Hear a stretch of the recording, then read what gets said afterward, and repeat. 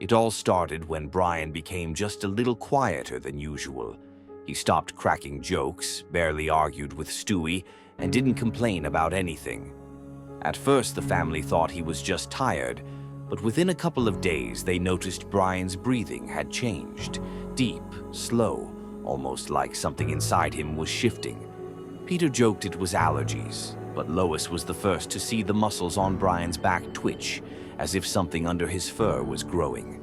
That night, Brian paced around the house for hours, and every step he took sounded heavier, like he'd somehow become bigger. When Peter turned on the lights, Brian slipped into the shadows as if trying to hide. And the next morning, everyone noticed he actually was taller. Not by much, but enough to make everyone uncomfortable. On the third day, Meg disappeared. Peter walked through the whole house calling her name, but there was no answer. Brian just sat in the kitchen corner, staring at Peter without blinking, as if he knew more than he wanted to admit. Peter asked, "Brian, did you see where Meg went?" Brian slowly turned his head away. On the fourth day, Chris vanished too. His door was open, his bed messy, and his window lifted just slightly. When Peter approached Brian again, the dog didn't even look up. He just let out a long, deep breath. And in that moment, Peter thought Brian's shoulders looked broader, his claws just a little longer than before. On the fifth day, Lois never came down for breakfast. Peter searched every room in panic, calling her name, checking closets, looking outside. Nothing. The house felt too still, too empty, like something underneath it was breathing. He rushed to Brian, yelling, "Where's Lois? What's happening? Why won't you say anything?" But Brian only lifted his eyes that had grown too dark, too deep, reflecting something feral and enormous. By now, Brian took up almost half the kitchen. His chest rose and fell like a massive beast's, and his neck and shoulders were far too large for a normal dog. That night, Peter woke up to heavy footsteps moving slowly through the hallway. He stepped outside his room and saw a massive shadow passing the living room doorway. The shape was vaguely Brian-like, but far taller, almost reaching the ceiling. Peter wanted to call out, but in that moment he realized he was completely alone. Everyone else was gone, and every time he asked Brian about the missing family members, Brian simply stayed silent. On the final night, Peter gathered his courage and approached the living room. Brian was there, fully transformed now, enormous, broad, monstrous, his body rising and falling with slow, thunderous breaths. He sat in the center of the room, staring into the darkness like he was listening to something only he could hear. Peter stood a few feet away and whispered, "Brian, do you understand what you've done?" Brian slowly turned his head, looking straight at Peter with a gaze that had none of the old Brian left in it. The lights flickered. For a split second, the room was swallowed by darkness, and when the lamps came back on, Peter was gone. The house was silent again. Only Brian remained, massive, motionless, staring into the empty living room. And that's where the episode cut to black.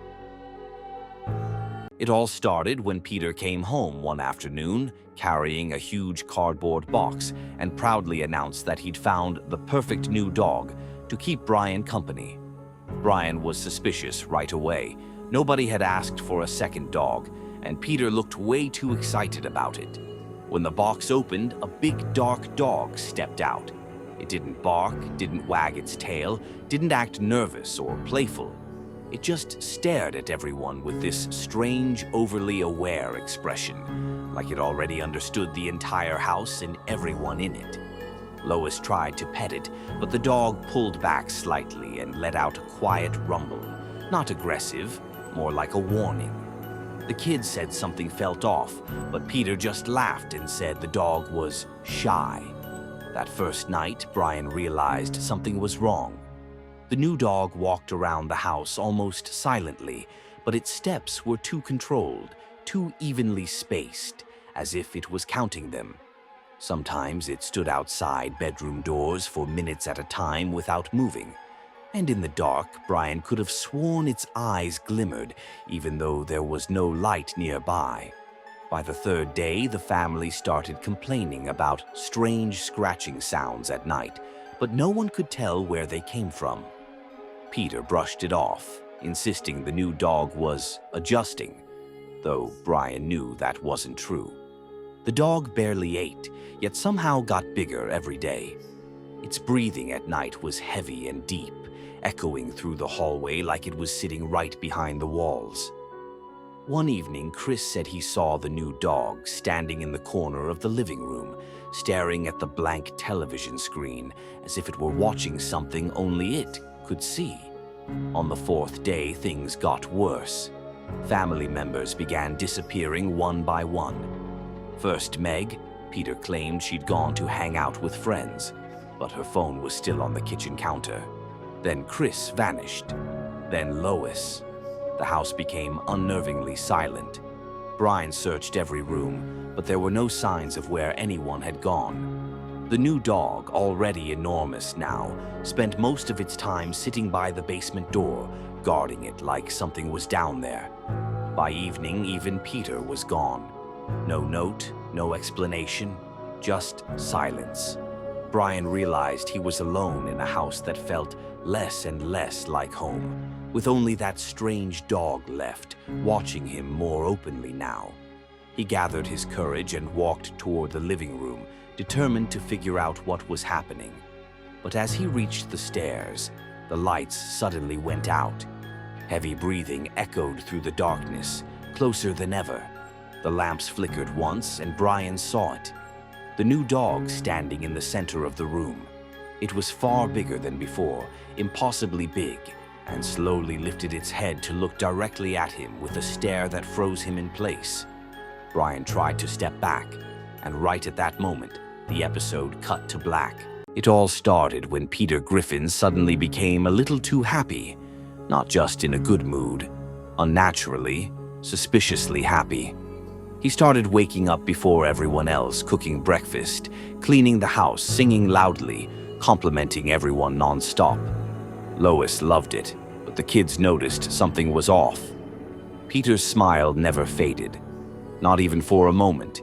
Even when he thought nobody was watching, he still held that exact same smile, almost frozen in place. One night, Meg said she heard Peter whispering to himself in the kitchen, talking in a low voice like he was having a conversation with someone who wasn't there. The next day, Chris noticed that Peter kept avoiding bright light, always standing in the darker parts of the house, even though he acted cheerful as ever. And Stewie swore he heard strange noises coming from the basement in the morning. Soft, muffled knocking, like someone was trying to get attention but couldn't call for help properly.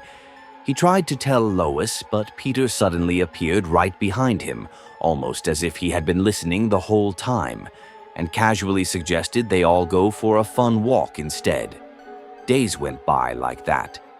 Peter kept getting happier, friendlier, overly helpful, but the house felt more and more unsettling. The basement door, usually left alone, was now always locked. Peter kept insisting he was fixing things down there, though no one ever saw him carrying tools. At night, faint scraping sounds drifted upstairs, like something heavy being dragged across the floor.